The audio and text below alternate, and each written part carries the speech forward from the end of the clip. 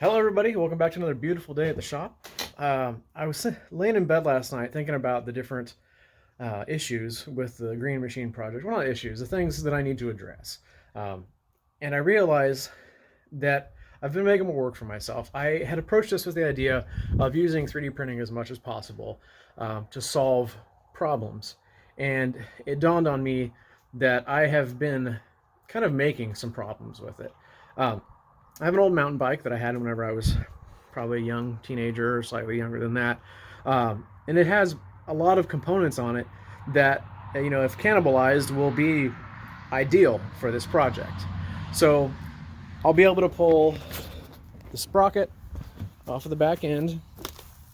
There's several different sprocket sizes, so we'll be able to find the one that is going to match that gear reduction that I was talking about on the last video. There's the handles here, so I can, rob that and use that, and of course all the linkage and everything to create the throttle system on it. It's got the chain. Obviously, the chain is going to be what goes with the sprocket. I don't know if I'm going to be able to just use a tensioner. That chain seems pretty long from what I want to do. I might just have to, break the chain and shorten it down a little bit. I've got a chain brake. That's not a problem. I don't have the, whatever you call the link is you use to reconnect the chain once you've broken it. But, that's probably $4 or $5. Not that big of a deal. So this is where I am. I am not sure how I'm going to attach the sprocket because I'm going to be pulling one of those off of there and trying to get it on here.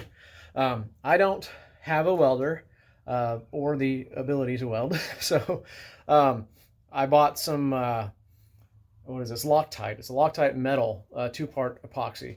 My preliminary research, which consists of me searching YouTube for how strong is JB weld, watching the very first video, it yielded these results, and it said this particular Loctite is the way to go. It's not, the test wasn't done in the same way that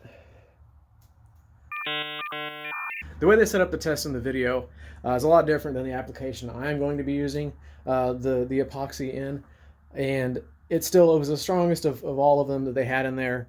So I'm going to give it a shot. If it doesn't work, it doesn't work. It's not going to be under a lot of stress and strain, torque, whatever you force. But if it doesn't work, I have friends with welders and the ability to weld.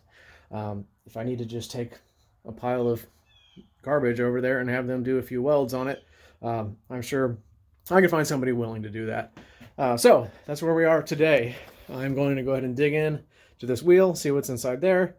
I'm going to dig into that drill, see what's inside there, and hopefully start pulling stuff off of the old bike and see what it's going to take to smash all that crap together into the new and hopefully improved Green Machine.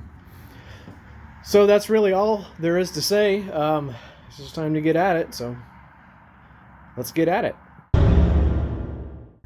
All right, our first victim is the Makita drill with the seized up chuck. I need to quit saying up chuck. I could probably strip the rust off of this thing, tear it apart first, strip the rust off of it, get it functioning. But where's the fun in that? I've already got 3 drills, 2 hammer drills and an impact drill. I'd rather take the motor out of it and do something fun. So let's go ahead and get this thing pulled apart. Realize the impact driver is a little bit of overkill for this project, but we'll go ahead and use it anyways, or see if it works at least. As you can tell, I've already got one started. Now, in this kind of situation, I'm not going to be able to do like I did last time, where I put all the bits back. I might be able to do something like that, but I'm just going to end up getting a container holding everything in it. Now, what I probably ought to be doing is, well, if I was going to reassemble this, what I would be doing is making a diagram where everything came from. Basically draw a picture of this and then lay the appropriate screws on the appropriate places, because sometimes they are a little bit different. Sometimes one will be just a different thread pattern, a little bit shorter, a little bit longer than another. And I'm sure we will get into it where there are different sizes and shapes. Yeah, there we go. But this isn't going to be going back together. This is the end for this thing. So, oh well. I'm not so worried about keeping things tidy and organized. There we go. A lot of these sons of guns in here. This clamshell is very well put together. Well, I haven't had this one apart. I've watched my fair share of AVE on YouTube. Oh, shit. Watched my fair share of AVE on YouTube. And learned quite a bit from that guy. I'm of the opinion that he is one of the most intelligent people on YouTube. You just have to watch and see to know what I'm talking about. There's a lot of just like Canadian country boy humor that's pretty low brow, but it's mixed in with a lot of the most incredibly intelligent humor and highbrow stuff out there. All right, I can't see you. There we go. Come on. Okay. All right, what's left? Is anything coming apart yet? This, I was talking about TPE yesterday, thermoplastic elastomer. When you have most of these types of products, this one here, this guy up here, there we go. This softer rubber type material is usually that TPE. That's another one of the properties that it tends to have, is it's more of a rubbery, spongy type material. I don't know if that's always the case or not, but they put it on most of these types of contraptions for, I don't know if it's for better grip or what, but you see it used pretty heavily in hand tools like this. All right, how am I going to get this son of a gun apart? Back cover comes off. Okay. Looks like we're at the back end of the motor, perhaps. I think those are the brushes. I'm not, like I said, I don't know the most about how this stuff works. When I say I don't know the most, I don't know hardly a thing about it. But I find it very interesting, and I'm trying to learn about it, so go figure. But I think these here, let me see. Let me find the right tool for the job. No, that's not it. We'll do it anyways. I believe that this and this, I believe these are the brushes of the brushed motor. I don't understand the fundamentals of how the difference between a brushed and brushless motor work. But, there's a lot of things I don't understand, so whatever. I'll figure it out. I'm curious to know. I could probably just Google it. That's a beautiful thing about the day and age we live in. The access to information is abundant. There's obviously a lot of misinformation out there that you have to sift through sometimes to get to the things that you want. But there's a lot of it out there, and if you find trustworthy sources, you can figure out pretty well anything. Okay, I'm guessing that this piece here for the battery, is that going to need to come off, or is that... Aha! There's the culprit. Down in there. Or at least one of the culprits. Oh, that's at least... Alright, I'm going to tear this thing out. It's going manually. I'm going in. I hope I didn't just waller that thing out completely. I very well may have. It doesn't look so bad. I think I'm just using the wrong screwdriver. I don't know if this one's going to be much better. Oh yeah, there we go. We got it. You can see my little mark here that I put. so I can remember where the center of my frame is. And obviously I haven't done the best job of keeping the work in the middle of the frame. It's a learning progress. It's a recurring theme around here. Don't even know if that really availed me much of anything. Hi, Hondo. Alright. What am I doing wrong here?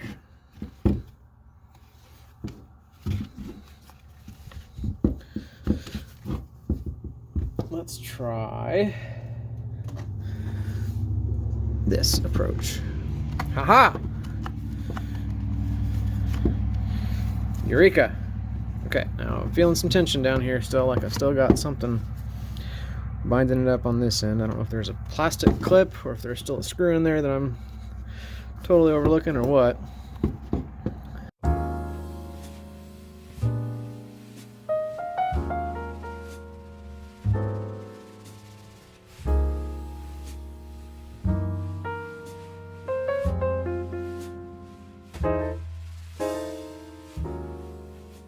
I haven't ever been accused of being the smartest fella,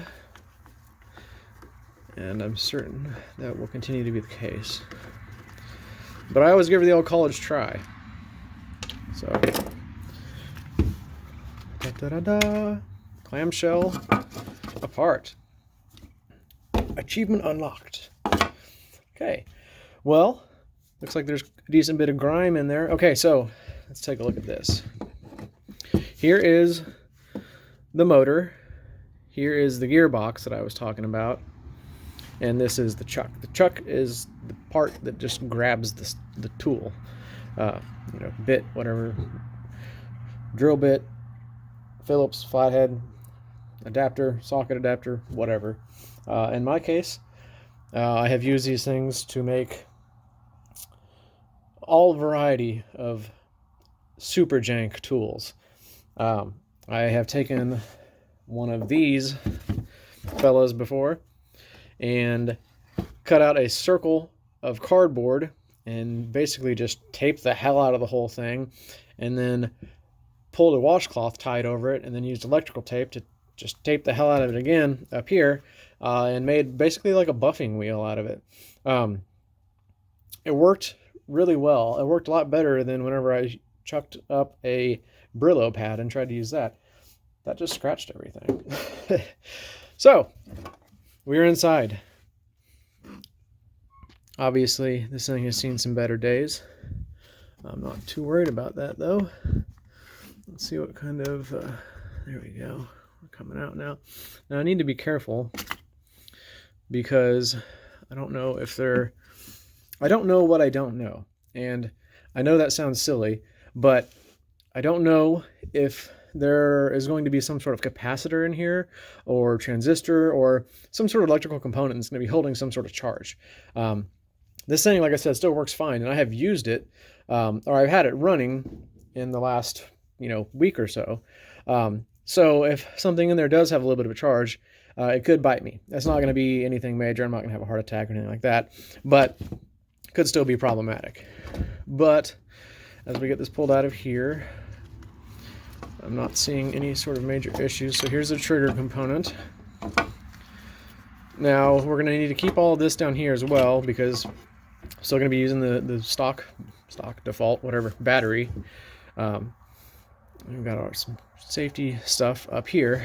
So, well, here we are. This is enough for me to start taking measurements and get a general idea of what I'm working with. Like I said, I'm going to be using the motor here. That's the forward and reverse. I need to remember where that goes because I want to be able to engage that. I don't know if that's part of the gearbox or if that actually changes the motor direction. I'm guessing it has to change the motor direction, but I'm not going to move that too far from where it is because I need to figure out where that came from. So this is the switch that I intend to have probably hidden somewhere as best I can. And then have it where whenever, if we just use our imaginations and say this is the mechanical linkage coming from the end of that handle, this works like the brake handle, where it will basically pull in like that. So as you squeeze harder and harder, it will depress this trigger. If you can see that, depress this trigger more and more. So variable throttle, just like the drill. Motor in the gearbox, that's what's going to need to be mounted. To figure out how to get this chuck off of here. I don't know if I'm going to have to take the gearbox apart to do that, and I really don't want to do that. If that's the case, then I may end up having to get really creative and trying to figure out how to attach the sprocket just to the outside of this chuck, because that's something I didn't mention yesterday. There's going to be obviously the chuck that goes on the Green Machine wheel, not the chuck, I'm sorry, the sprocket that goes on the Green Machine wheel, but there's also going to be a sprocket that's on the motor end. And not only can I use the one that's on the Green Machine wheel, or the size of that one, to determine the gear reduction, I can also use the one that's going to be on this end. So it's kind of the combination of the two of those. So here are these components. Let's go ahead and get this stuff out of the way. And we will pull the wheel in over here. Hondo, what are you into? Hondo is one of my cats. I'm sure you'll see her at some point. I just mentioned not wanting to move that stuff, and then I moved it. Oh well. I'll figure it out. I can Google it. So, here we are. And I see a variety of these screws around here. So we will pull those out. Now these I do want to keep organized, or keep track of at the very least. Is that still not out of there? What's happening?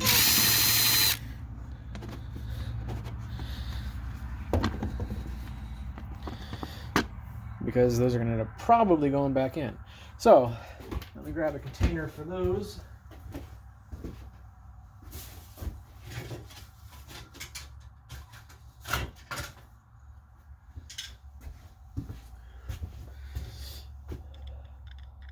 Legos.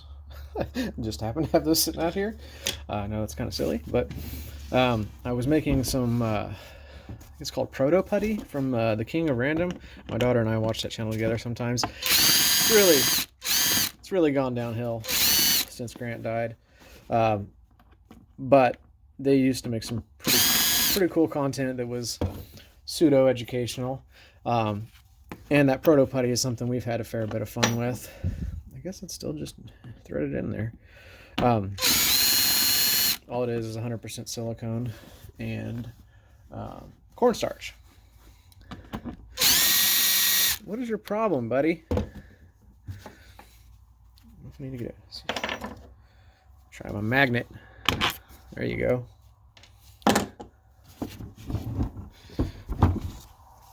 The power of science compels you. Where are we? There we go.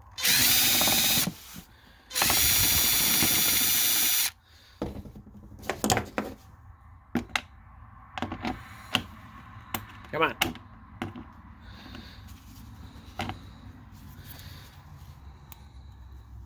Haha.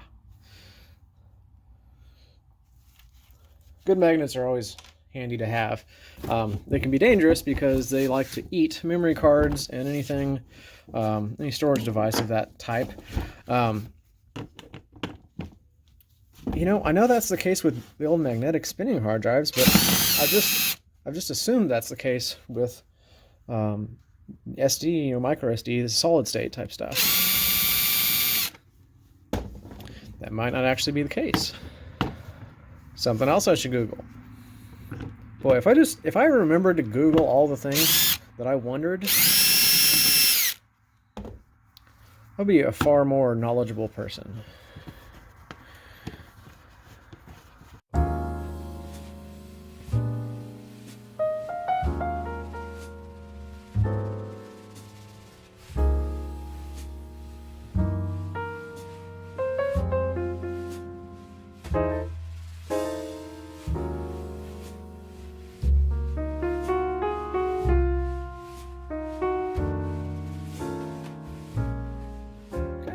that little fella is what held on our door there. Still gonna put that in the same spot as everything else. Okay, obviously this spins freely now, but I'm probably gonna have to pull the pedal off to get in there. Well, when I say probably, unless I want to cut this thing off, I'm going to have to pull the pedal off. But I'm trying to decide if I even want to worry about this. I'm guessing it's just cosmetic. I don't see how it can have any sort of real importance. Let's see here. What do we need?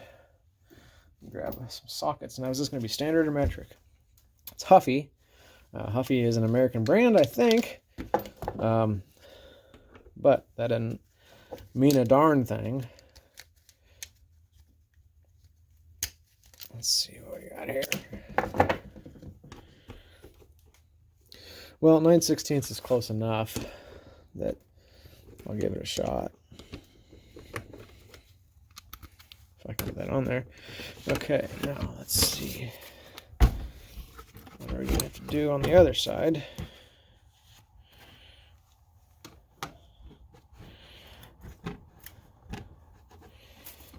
Can we get this where you can see both sides?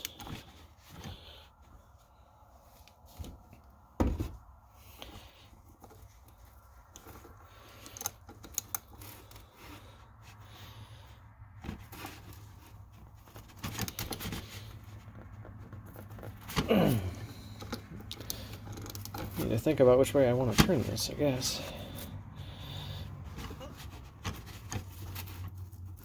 Yeah. I think I'm going to have to put this puppy in the vise. Okay. Got this fellow in the vise. I don't know if this is reverse thread or regular thread. Let's get some blaster. Some penetrating oil. See if that might help loosen it up just a touch. Give that a few seconds to soak down in there. All right, let's give this a go again. The penetrating oil's had a little bit more time to penetrate. I've tightened the vise down. I'm using a carpenter's vise here that's like a super light duty one that actually just clamps to a countertop. It can be bolted down, and it needs to be, but for the time being, it is not. Because I'm gonna end up blowing out this whole. Well, I've got bigger plans for the shop, but that's going to be weeks, months down the road.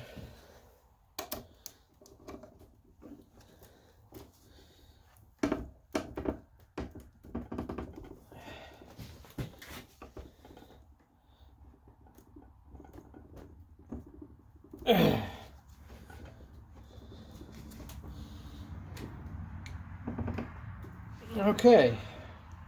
Well, we're not getting anywhere with that. I realize the camera's all wobbly. Right now, I have, let me just show you what I'm doing here. I found these things. They're just little cell phone tripods that I've been able to mount. Well, there's a GoPro, doesn't quite fit, so I've got it shimmed. There's a knockoff GoPro, and my phone is on the exact same thing.